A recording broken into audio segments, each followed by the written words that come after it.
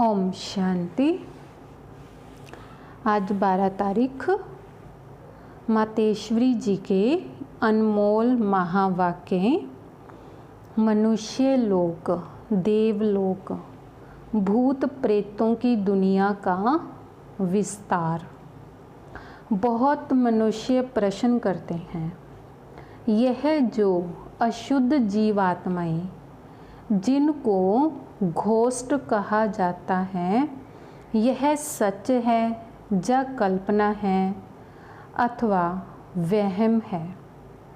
उस पर आज स्पष्ट समझाया जाता है कि मनुष्य आत्मा जब विकर्म करती है तो उनको अनेक प्रकार से सजाएं भोगनी अवश्य पड़ती हैं, और भोगनी भी मनुष्य जन्म में है, ना कि जानवर, पंछी और पशु योनि में।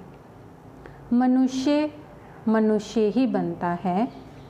मनुष्य आत्मा अलग है और जानवरों की आत्मा अलग है। मनुष्य कभी जानवर नहीं बनता और न जानवर कभी मनुष्य बन सकता है। उनों की दुनिया अपनी है। यह मनुष्य आत्माओं की दुनिया अपनी है। दुख सुख भोगने की महसूसता मनुष्य में जाती है, ना कि जानवरों में। जब हम शुद्ध कर्म करने से सुख भी मनुष्य तन में पाते हैं, तो दुख भी जरूर मनुष्य तन में ही आकर भोगना है। और यह ज्ञान सुनने की बुद्धि भी मनुष्य तन में ही रहती है, न कि जानवरों में। तो इस सृष्टि खेल में मनुष्य मुख्य पाठ क्या है? यह जानवर, पंछी आदि तो जैसे सृष्टि ड्रामा की शोभा है। सारे कल्प के अंदर सतयुग आदि से कलयुग के अंत तक मनुष्य आत्माओं के 84 जन्म हैं। बाकी यह 84 लाख तो जानवर, पंछी आदि की वैरायटी हो सकती है। अब यह सब राज परमात्मा बगैर कोई समझा नहीं सकता।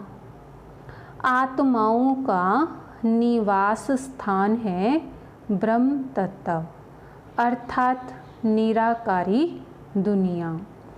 बाकी इन जानवरों की आत्माएं ब्रह्म तत्व में नहीं जा सकती।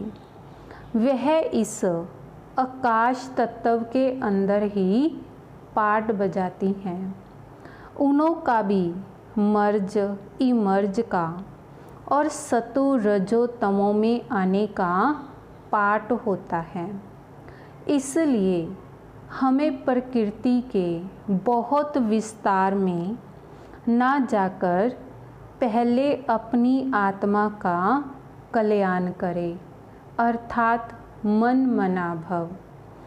अब आते हैं मनुष्य आत्मा पर।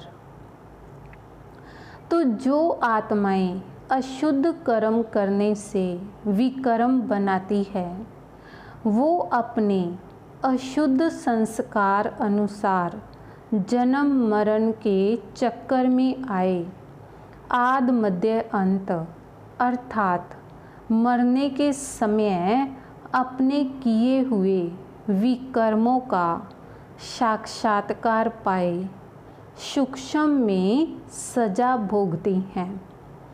इस थोड़े समय में अनेक जन्मों का दुख महसूस होता है। फिर शरीर छोड़ जाकर गर्भ जेल में दुख भोगती हैं, और फिर संस्कारों अनुसार ऐसे माता पिता के पास जन्म ले, वहाँ भी अपने जीवन में सुख दुख भोगती हैं। तो इसको कहा जाता है आदि मध्य अंत। परंतु कोई आत्मा शरीर ना धारण कर आकारी रूप में इस आकाश तत्व के अंदर घोष्ट बन भटकती रहती हैं, तो यह भी एक सजा है, अर्थात भोगना है। उस अशुद्ध जीवात्मा के साथ किसी का हिसाब किताब होता है तो वो उनमें प्रवेश कर उनको दुख देती है, अर्थात हिसाब किताब चुकतू कर फिर जाकर अपना शरीर धारण करती है। कोई जीवात्मा तो जिसमें प्रवेश करती है उनको बहुत मारती भी है, बहुत कष्ट देती है। परंतु यह सब हिसाब किताब के अंदर भोगना का प्रकार है। जो सभी मनुष्य तन में ही सुख दुख महसूस होता है, यह तो आपको समझाया गया है कि जो आत्मा मुक्ति धाम से इस साकारी खेल में आती है तो बीच में वापस मुक्ति धाम में जा नहीं सकती, परंतु अपने किए हुए अशुद्ध शुद्ध कर्मों अनुसार संस्कार ले दुख सुख के चक्कर में आती है। सभी आत्माओं का पुनर्जन्म होता है, सिर्फ एक परमात्मा का नहीं होता है। अच्छा, ओम शांति। तो यह थे मातेश्वरी जी के अनमोल